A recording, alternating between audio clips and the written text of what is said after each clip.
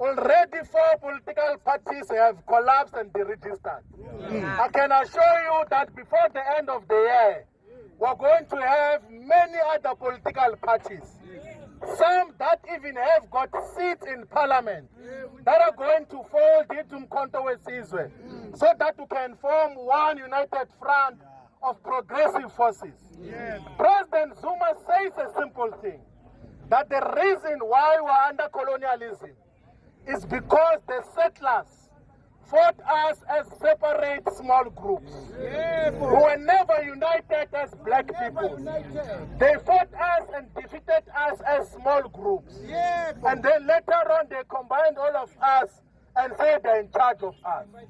We can't make the same mistake of fighting in different corners. It used to be the biggest tourist attraction in the entire African continent. But now, due to the failures of the ANC, it's shameful to be associated with some parts of Durban. Some of the areas are not safe. The wastewater treatment process is not looked after. The beaches are not looked after. The swimming pools that are owned by the municipality, not only by the beachfront, everywhere, are not looked after. The sporting facilities are not looked after. Young people are not being looked after. That is why we must send a representative there who is going to represent the interests of our people. We have to resolve the crisis of water here in eThekwini, because we still have water tankers that are delivering water in some areas. That must come to an end. All water must be piped and must be given sustainably to all the people in Kwamashu, in Umlazi, and all the areas that have got water shortages. And that can only be done by Umkhonto We Sizwe. What President Zuma is doing, comrades, we must not be ashamed of. We must proudly associate with. We have been misled for many years before, but now we have come to the realization that President Zuma is a true freedom fighter. No one can ever make an allegation that President Zuma, since he joined the struggle at the age of 16, no one can ever claim that he was ever captured by the white capitalist establishment. There is not a single white person in South Africa and the whole world who can say that they ever handled President Zuma. Nowhere. We do not know about President Mandela. We don't know about President Mbeki. We do not know about Kgalema Motlanthe. We do not know about this one who is in office now.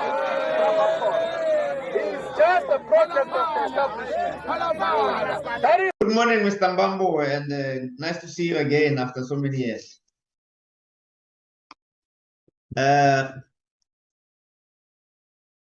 The question that I have, Chair, is the PBMR. Mr. Mbambo says that it is under care and maintenance at Eskom, but we all know that China has stolen the technology and are implementing it. In fact, China is a leader in SMRs. I've just been trying to find out exactly where they have been deployed, but I believe that it is now the very fashionable thing to build small nuclear reactors rather than based on our PBMR technology that is now being implemented by China. So I just want to ask about what is the understanding of the department with respect to the PBMR and the small nuclear reactors, as it looks like it is the way that a lot of countries are going. The envisaged public process, which is the reason that the procurement process has been suspended by the minister. How long is it? How long will it take to finish it? Is there a way of expediting it? Because we believe that nuclear is required as a matter of agency in South Africa. And what are your timelines in expediting that envisaged public process? And has the EIA for taste been done because I saw that the EIA for the Innerfontein, which is where Quebec is existing, because there is an existing EIA around Quebec. So the EIA for Tasteprint, whether it has been done.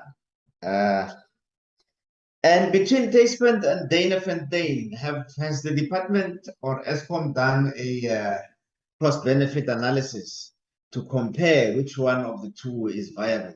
Because I would think that from a society point of view, a nuclear plant in the Eastern Cape, where parts of the Eastern Cape have not been electrified yet due to the terrain, especially around the Umkhonto area and so on, where we have not been able to extend electrification, would be more viable and more advisable, especially that we already have another Quebec in the Western Cape. So building another reactor in the Eastern Cape would seem to be more advisable. But I just inquiring about whether there is a scientific cost-benefit analysis that has been done around that.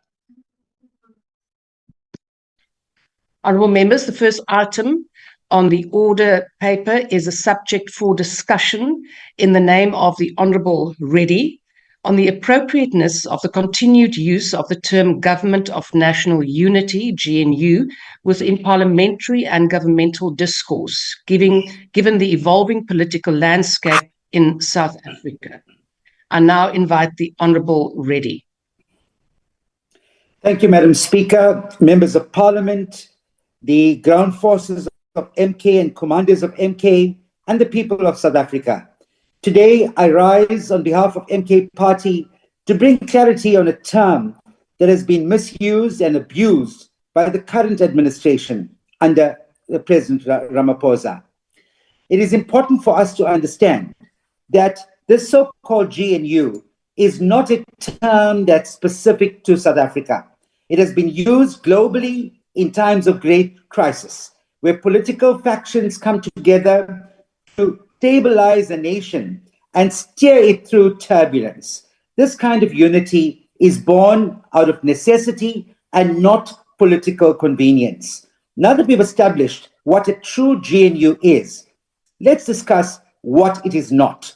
A GNU is formed in spirit of national reconciliation to foster peace and stability during exceptional times, often following a conflict or a deep national crisis.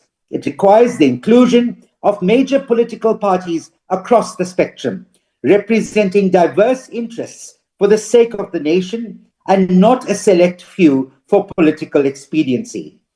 What we see in South Africa today, my honorable colleagues, is nothing like that. This so-called GNU under President Ramaphosa is not an inclusive effort to heal the nation. It is a coalition that's cobbled together to protect political positions. Let's be honest, this is not a GNU. This is a government of national hypocrisy. To better understand the distinction, we need only look back at 1994, when South Africa formed a true GNU. Back then, the ANC, under the leadership of Nelson Mandela, had an outright majority. Yet, in the spirit of true reconciliation, Mandela extended an olive branch to the very oppressors of our people, inviting the National Party, the predecessor of the DA, and the Inkatha Freedom Party into this GNU. The survival of that government, colleagues, did not depend on those invitees. If they walked away, the GNU would stand strong because it was built on the foundation of the ANC's majority and the genuine desire for peace and national healing. Now let's apply the same acid test to this so-called GNU of President Ramaphosa. If the ANC or the IFP were to resign tomorrow, would this government survive? The answer is clear. No, it would collapse like a house of cards. This is not a unity of strength. It is a coalition of weakness built on fear and fragile political deals. Now, Helen Zille of the DA, she admitted that Ramaphosa had to sell the idea of a GNU because his own party, the ANC, wanted a direct alliance with the DA. The two parties that are diametrically opposed in. If you advise in writing, would you be comfortable to give this committee an email or any kind of proof that shows that they advised you that they can offer a loan? And then in our language, if a person offers a credit while is not registered, we call that person umashonisa. Would I be correct, Minister, if I say you borrowed? If we were to take your version, will I be correct if I say you borrowed from umashonisa? Now that you yourself, you have accepted that you learned at a later stage that this person was not a registered credit provider.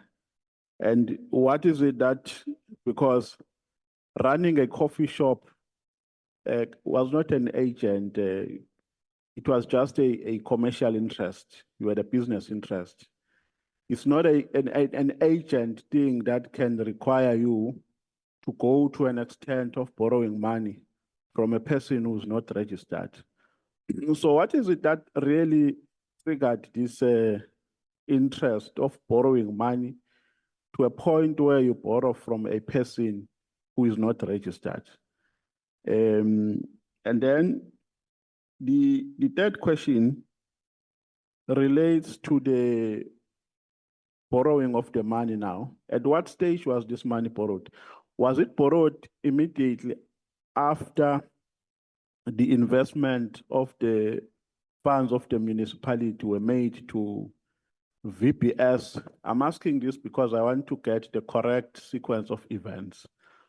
Was it borrowed immediately after the VPS money, the municipality funds were invested and before the withdrawal, or the money was borrowed after the withdrawal of the investments?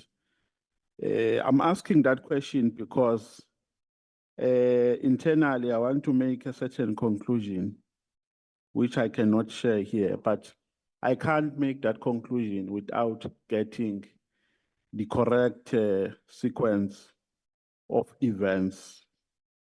I think I've exhausted my questions, Chair. Thank you very much. Thank you, Mr. Nomvalo.